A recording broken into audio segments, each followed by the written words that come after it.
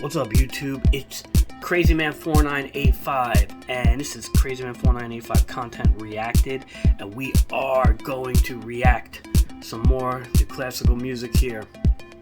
Now, I had a suggestion in my last video saying you need to react to the Toccata and Fugue in D minor by Johann Sebastian Bach, and you know what?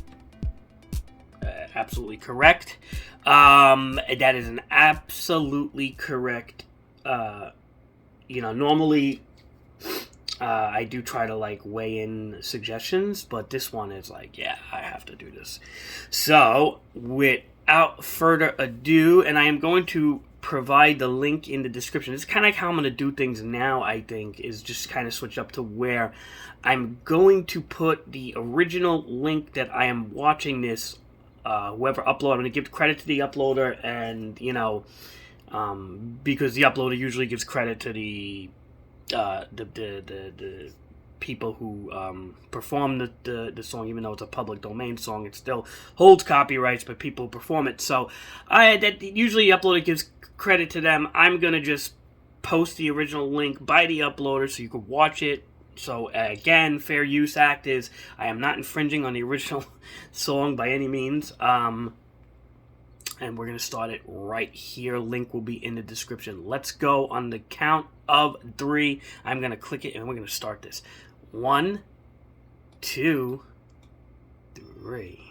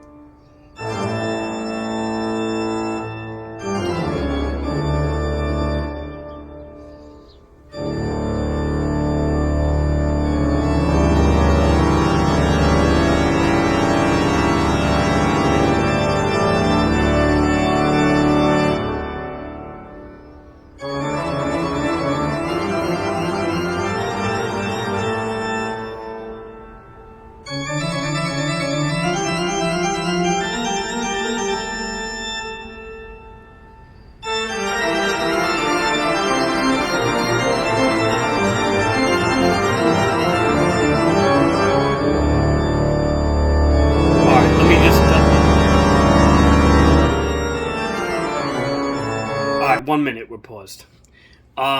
Okay. Have I heard this piece before? Absolutely. Who hasn't heard the Toccata and Fugue? It is, again, one of the most popular pieces of classical music. My last video, I said that, the Fifth Symphony was the most popular piece in classical music, and I still kind of stand by that.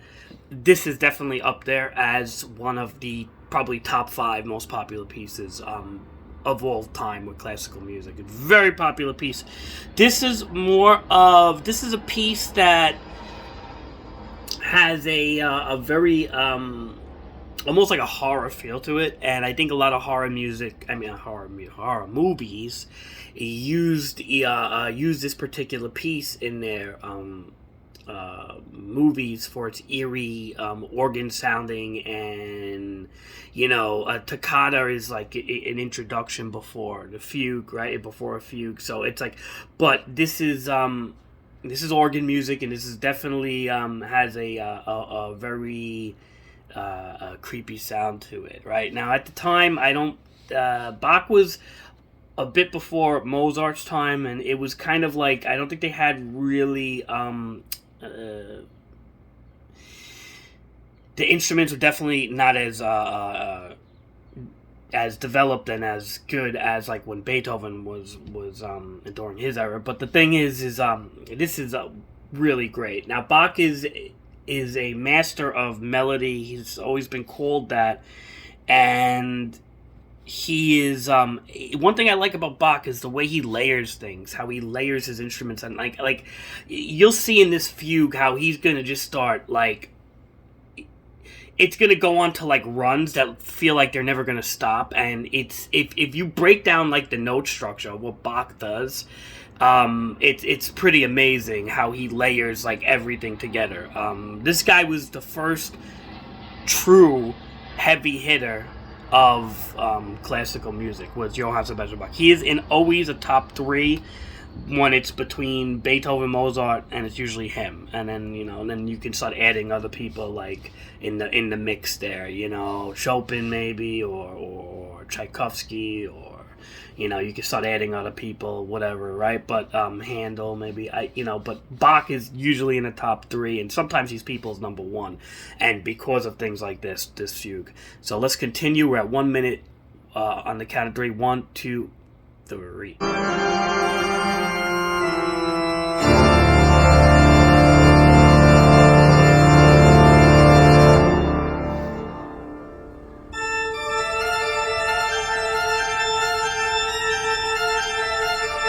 This part is great.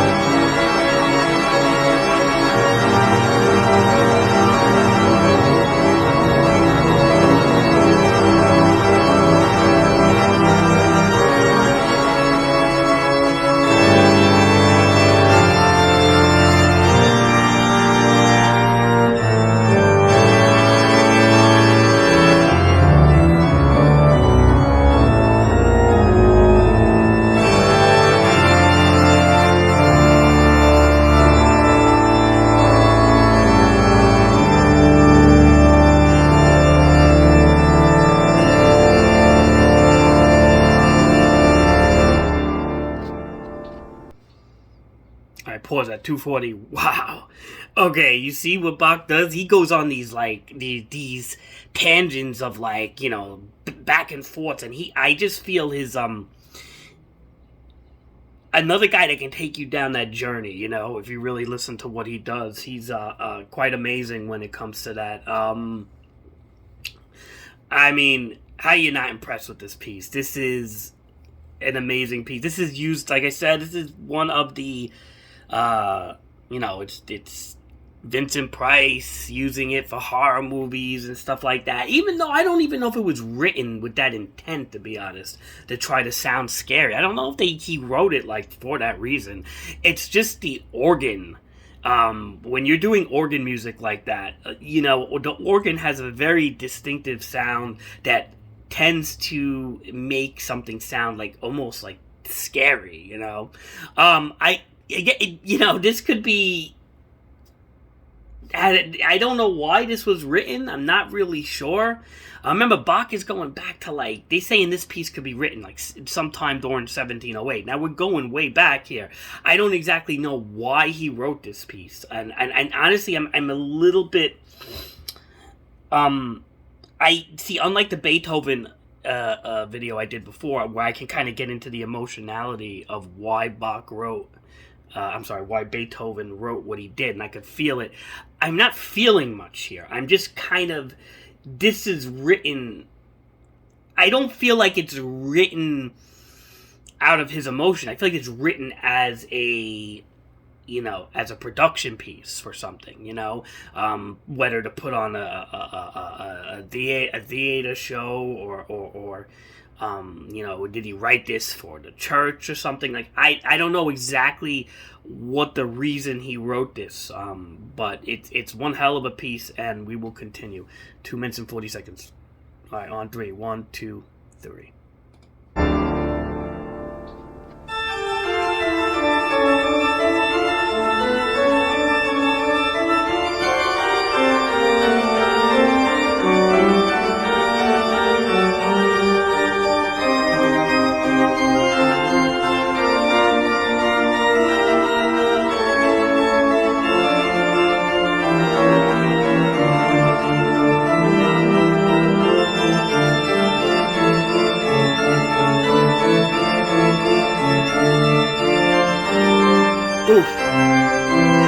His melodic structure is excuse my language, it's genius, man.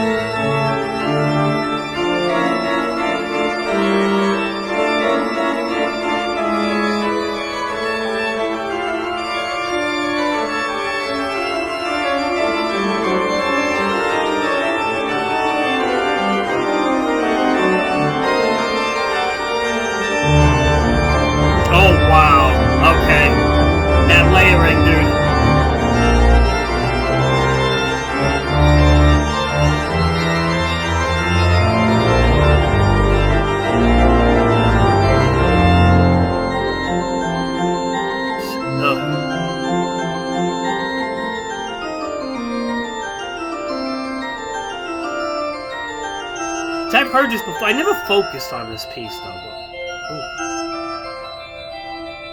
That's nice too.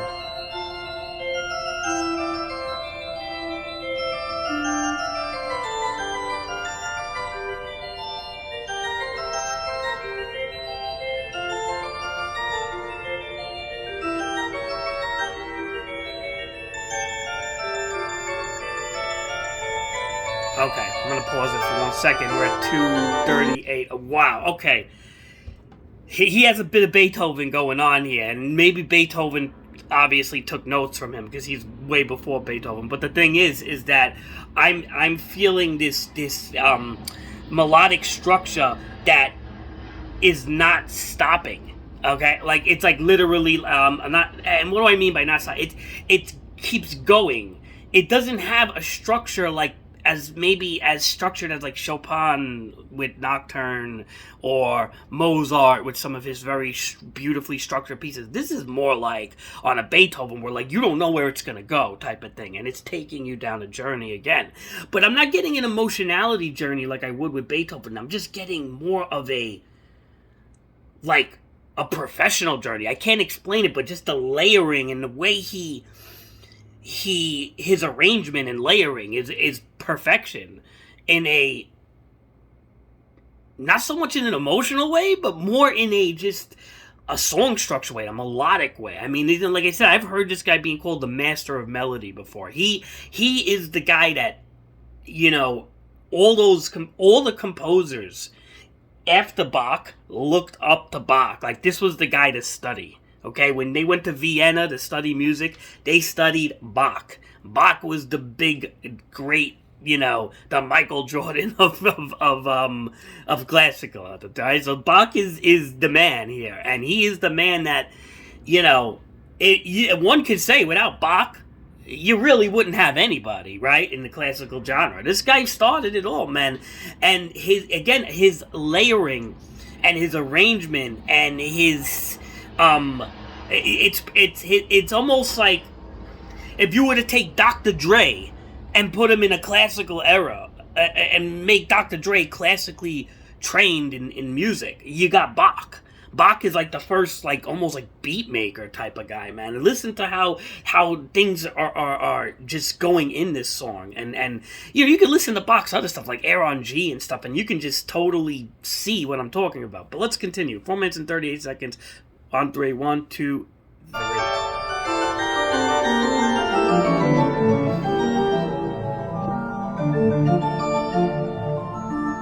Alright, a little talk back there.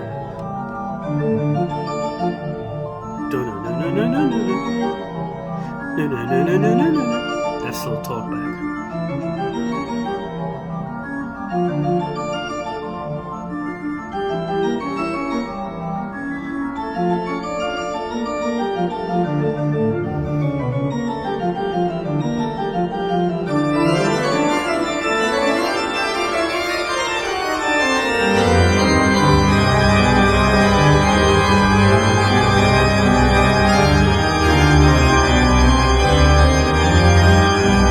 This piece is so good, man, my God.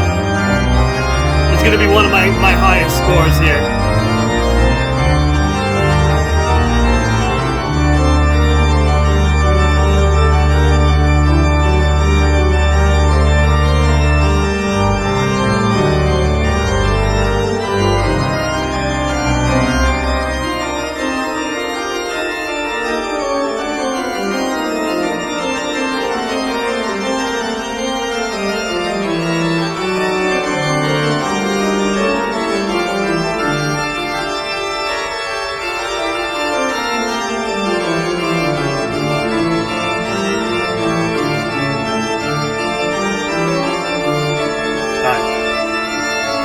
Playing for a little bit.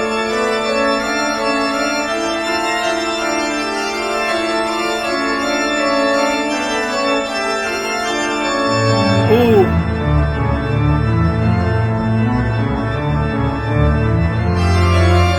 That low comes in there.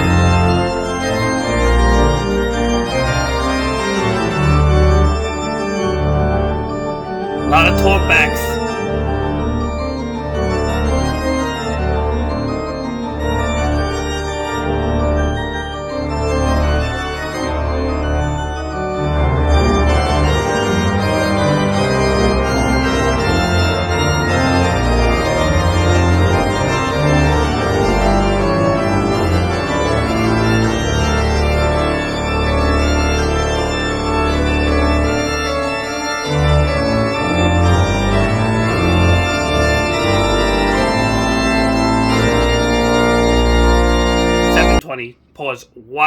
Okay. This is like a fantasy, man. This is what I could just say. This is taking me on like a fantasy in a way. It has a very melodic fantasy like tune. The fugue is almost pulling you into especially with that D minor sound to it, it's pulling you into this whole spiral of like fantasy is what I'm feeling. And I do believe, actually, a little bit of trivia. I believe this was one of the opening songs on the Disney movie Fantasia, by the way. And you know. And what better way to describe it? It's a friggin' it's a fantasy. You're going down a fantasy here. The guy is, like, again, this is arrangement and layering and just almost feels like improv to a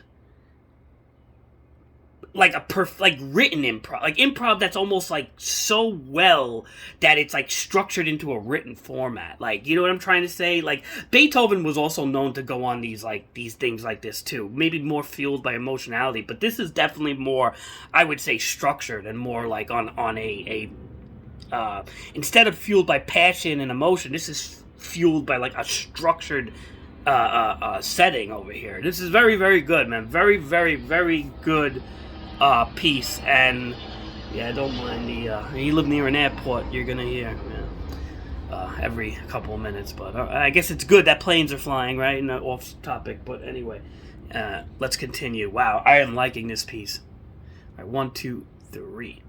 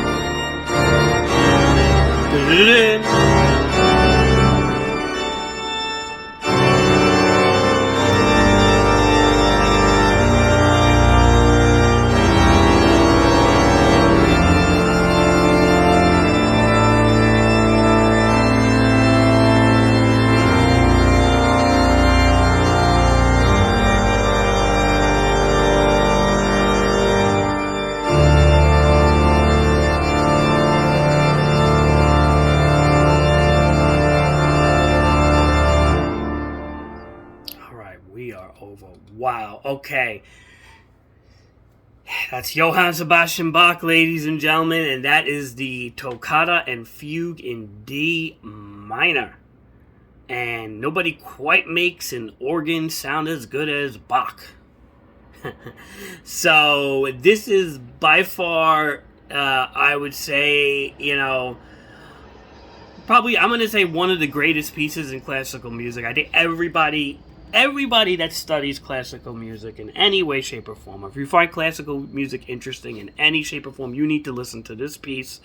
It doesn't matter how you listen to it, be familiar with it. This piece is definitely it's one of the best. That's all I could say. It's a fantasy. It's layering is just amazing. Its arrangement is amazing. Bach has a tendency to kind of hypnotize you in a way like Beethoven would, right? He's definitely, I would say he's a bit more professional than Beethoven when it comes to song structure. I think Bach has an actual, like a Mozart a Mozart type of structure in him, which is what makes him interesting, is that he's got that Mozart like perfection thing, but he also knows how to throw you off and take you into a fantasy, like kind of like Beethoven with that whole hypnotizing quality, right? Like Bach sucks you into this journey as well, where you don't know where it's going to go a lot of times, and it just starts going on a tangent and layered by other things, and that's what Bach tends to do. And he's a master of melody, this guy, man. This is the original OG of classical music is right here. This is him. This is the guy that when they went to Vienna, they all studied him. Keep that in mind. This is the OG, and yeah, and I don't know if he wrote this like 1708 or something. He's going back, man. You know, but I must say I am thoroughly impressed, and now we have to give this a rating.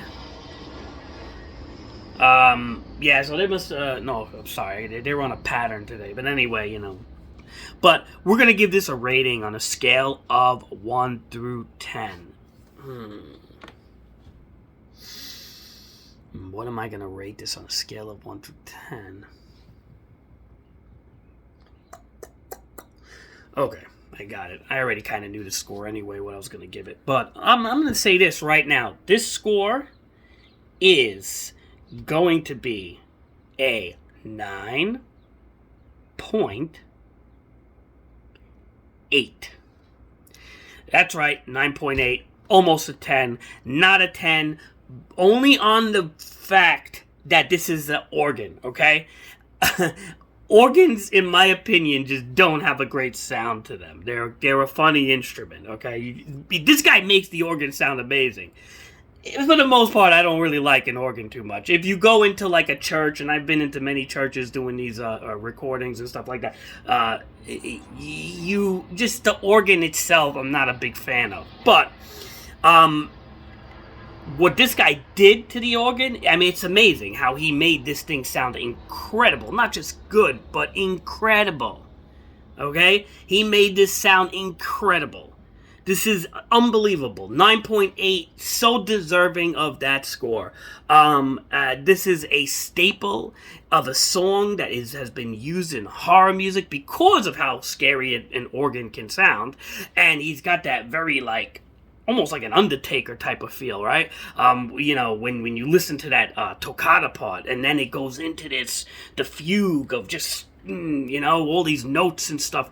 This is an amazing fantasy piece right here. A 9.8. Anybody who studies classical music, you gotta know this piece. If you don't know this piece, you gotta watch it, study it. This is one of the old school pieces of classical music that I feel everybody needs to know.